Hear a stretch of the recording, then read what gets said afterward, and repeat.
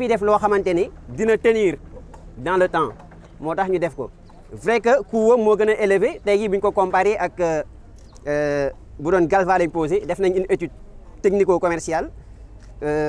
am na rapport bu disponible ku dem ci rapport yi di nga ko gis voilà mais nag ay d'après 4 points yi ñu dajale dañoo gis ne bii moo gën a important ñu def ko bii nag ñu ngi ko defee en 2 types de fer différents de diamètres différents mooy bi nga xamante ne moo nekk support bi boo ko xoolee nii voilà moo nekk nii forme rectangulaire en même temps ñu def fi 2 supports yoo xamante ne quel que soit luy mën di ñëw que ça soit pono wala lu gën a diis pono sax bu ñëwee dina ko téye du ko yëngal mooy 2 supports yi nga xam moo koy téye après ñu jël 42 types de barres 42 barres de diamètre 27 mm², bii c'est de diamètre 49 mm², de diamètre 27 mm² yi pour mu mën a jouer rôle dégrilleur bi c'est espacement espace bi c'est suffisant ba du téye ndox mi jàll mais yaatuwul ba quel que soit alpha lu ñëw di jàll di ko traverser di jàll mbalit bu ñëw dina ko stoppé du jàll voilà techniquement lii mooy réalisation bi aussi dañoo décider poser ko voilà de manière verticale. Il y a une étude technique qui est déjà faite, c'est dans le rapport parce que dañu gis ne ndox bi di ñëw di jëm baie de Hann 2 fois lay ñëw dans l'année puisque 2 fois lay ñëw dans l'année c'est pas nécessaire ñuy basé wu ci loo xamante ne 2 fois lay ñëw que ne voilà à chaque fois dañuy créer angle boo xamante ne c'est pas nécessaire angle bi mu fiy def même bu ñu posé angle c'est pas nécessaire puisque 2 fois lay ñëw dans l'année te am na tellement de force que ne quel que soit alpha nu mu ñëwanti ñëwee dina ko arrêter. Voilà moo tax ñu préféré poser ko verticalement sans créer angle lu ñëw dina ko stopper parce que am na résistance bu wër mooy doole ji wër ju ko téye mooy ñaari baar yi ñu teg ci ginnaawam cadre bi nga xam moo nekk cadre bi aussi c'est bien fait lu mën di dal ci kaw it du ko mën a yóbbu voilà. man maa ngi tudd Ibrahima Sall di président Suxali Yaraax di membre comité directeur dégrilleur bii ñu doon installé bokk ci li nga xam ne mooy boucle Watshap baie de Hann nga xam ni depuis très longtemps dañu am initiative di def ay activités de sensibilisation de nettoiement donc lu jëmale ko ci wàllu baie de Hann ànd ci nag ak ñi nga xam ne tamit moom mooy waa ONAS ici présent directeur Lassana Gagna Sakho nga xam ne le 21 rek septembre ñu ngi daje fële sa Hann Waalaga def opération bu am solo avec les parties techniques et financiers ba tey aujourd'hui ñu retourné waat ba mën a amaat gain pour amaat projet boobu noonu ndax xeex boobu ñu xeexoon foofu moom montrer la voie pour que aujourd'hui ñu am suite favorable pour la dépollution définitive de la baie de Hann kon aujourd'hui tey bu ñu ñëwaatee toog di ko continuer pour teg leen pose dégrilleur c'est juste rek pour wane une volonté communautaire une volonté de participation un esprit encore d'engagement donc des personnes yi nga xam dañu nekk ci biir dëkk bi di taxaw ci lépp loo xam ni seen environnement la te balaa kenn di ñëw donc ñoom dañoo gis ni ñoom ñoo ci njëkk d'abord ci biir loolu nag donc vraiment tey ñu am contentement bu mag recevoir suñu directeur ndax lu tax ñu am contentement recevoir ko ndax tey xeex bi yëpp daf ñu soxla woon ay jamono ak ay jamono ñu soxla ko ay jamono ak ay jamono ku nekk jaar fi mais moom ci taxawaayam ci engagement am ak ci détermination nous a poussé à ce qu'aujourd'hui nous avons réussi pour ce projet de dépollution de la baie de Hann tey jii ñun nag ñu amoon initiative pour taxawal benn initiative collective communautaire mais mu mujjee dagg amul tey aujourd'hui nous représentons la baie de Hann mais nous ne représentons pas l'initiative de CRAB c'est pour cela dans ce sens aujourd'hui nous sommes là pour aujourd'hui tey ànd ak ki nga xam ne moom mooy directeur ONAS ànd ak ñi nga xam ne tey aujourd'hui ñoom ñooy riverains yi si des pour que tey aujourd'hui bu ëllëgee ñu am benn répondant wala ay répondants yoo xam ni autour de l'essentiel moom mooy de la dépollution de la baie de Hann pour que donc vraiment ñu daal di liggéey ensemble man maa ngi remercier ñëpp di remercier monsieur le maire Babacar Mbengue nga xam ne tey mosul tardé tamit di ñu bàyyi xel tey ici présente nga xam ne tey altine moo fi nekk teewal ko ak suñu coordonnateur yi nga xam ne ñun la àndoon liggéey bi yëpp ñu ngi sant ñëpp di gërëm ñëpp di remercier ñëpp ñu fi ñëw mais am na problème économique ici tey lii ñu def fii nii c'est pour régler des problèmes économiques te pour régler des problèmes économiques ndax ku ne xam ne ressource halieutique bi disparition bi am na ba tax na tey aujourd'hui tey fii ñu nekk nii ñu gis ni lii bu ñu ko defee menace boobu doon am bientôt ci wàllu nawet bi da nga xam ne day indi mbalit bi ba si quai de pêche bi day dootu ko am benn business mooy ndoxoy dem te bu boobaa tamit zone récif bi dina dundaat tuuti kon donc tey je pense que ni vraiment ñu xaar na en attendant projet bi di démarrer assèchement canal bi am bu ko defee yaraax jaat seen bakkanam yaraax dundaat wasalaam maa ngi leen sant leen gërëm. léegi tey bañ jàngal nga def si tey li xam ne population yaraax jël nañu ko muy teg ay dégrilleur pour mën a jàkkaarloo ak li xam ne mooy dépollution. waaw damay commencer remercier initiative bi defe naa lu baax la te ñun dans le cadre du projet nii la ñu bëggee nit ñi liggéey si mais ñëpp a dugal ci seen loxo projet bi du projet ONAS rek defe naa bu ñu taxawoon ñun ñëpp bu yàgg nii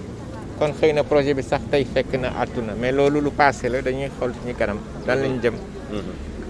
En tout cas ñun suñu taxawu mooy comme ni ñu commencé woon bi ñuy dérouler projet bi mais boole ci ñëpp. boole ci ñëpp mooy boole ci waa Hann boole ci waa Mbao boole ci waa Thiaroye yi ñëpp ñi nga xam ne ils sont impliqués.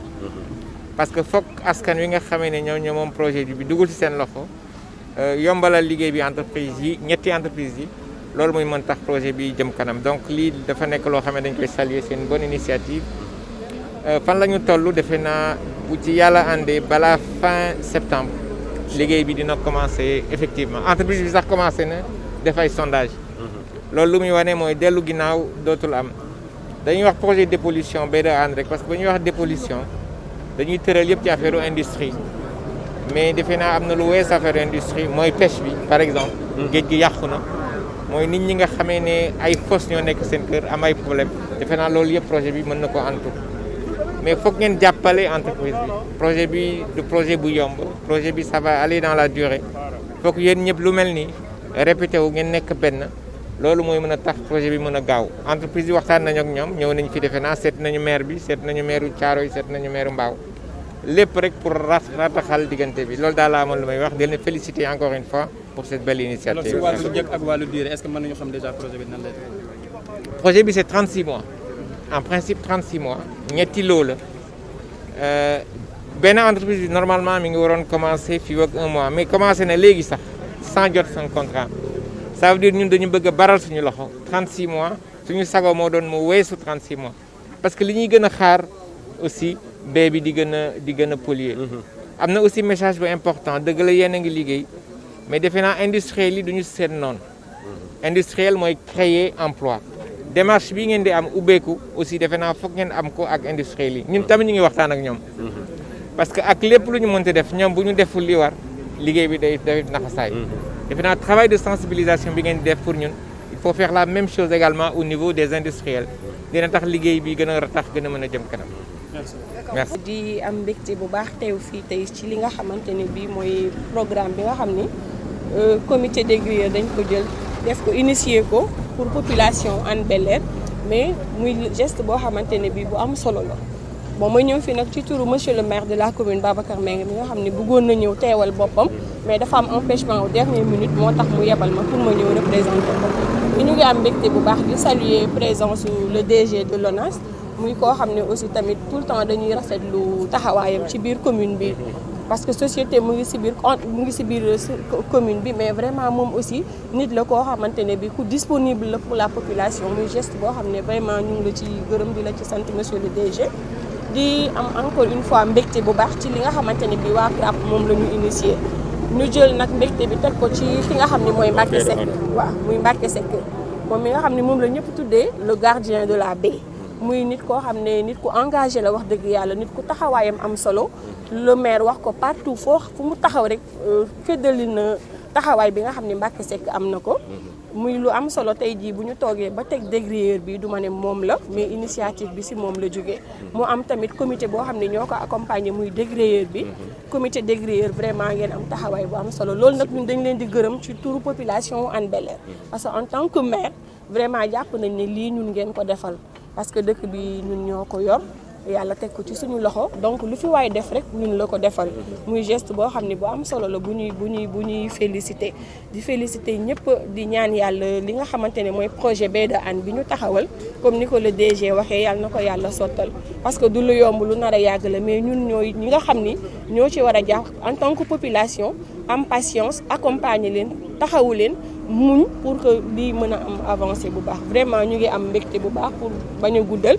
ndax li ñu war a wax yaakaar naa jëf nañ ko parce que jëf ji moo am solo donc wax bi amatu fi njëriñ parce que lii ku ko gis xam ne li ñu doon wax pendant des mois tey yàlla dogal na réalisé wu na donc mbégte leen ci am ak contentement bu baax di fëddaliwaat encore suñu coloré ci suñu grand frère muy Mbacké Seck ci taxawaayam si biir Hann Bel-Air taxawaayam ci baie de Hann bi muy koo xamante ni lu ñëpp a ràññee la donc dañ koy ñaanal yàlla gën ko taxawu yàlla gën ko jàppale moom ñu mu àndal parce que je pense que du comité d'agrière kese la ñu war a féliciter du ñoom rek la ñu war a remercier mais képp koo xamante ne bi doomu Hann Bel-Air nga tey war nañ la gërëm war nañ la sant parce que initiative bi ku nekk jàpp nga ci ku nekk def nga ci la war te loolu aussi mooy dëgg yaatal ngeen ko parce que mënoon ngeen ne peut-être dañu jël initiative bi dinañu utal suñu bopp des moyens mais non da ngeen ne lii dañ koy tasaare ci population bi ku nekk joxe sa participation et je pense que noonu la demee donc tey lii bu amee mbégte Hann Bel-Air yëpp la ñu ngi leen di encourager daal di leen féliciter di ñaan yàlla daal gën a dëgëral taxawaay bi di wax ne ñun doomu Hann Bel-Air nañu suude ñu bokk ndey bokk baay parce que suñu commune ñun ñoo ko moom mais ñun ñoo ko mën protéger ñun ñoo ko mën defar ndam liñ ci bëgg il faut que ñu nekk benn pour mu mën a am donc yàlla nañu yàlla jàppale yàlla nañu yàlla sàmm ñu ngi leen di gërëm di leen sant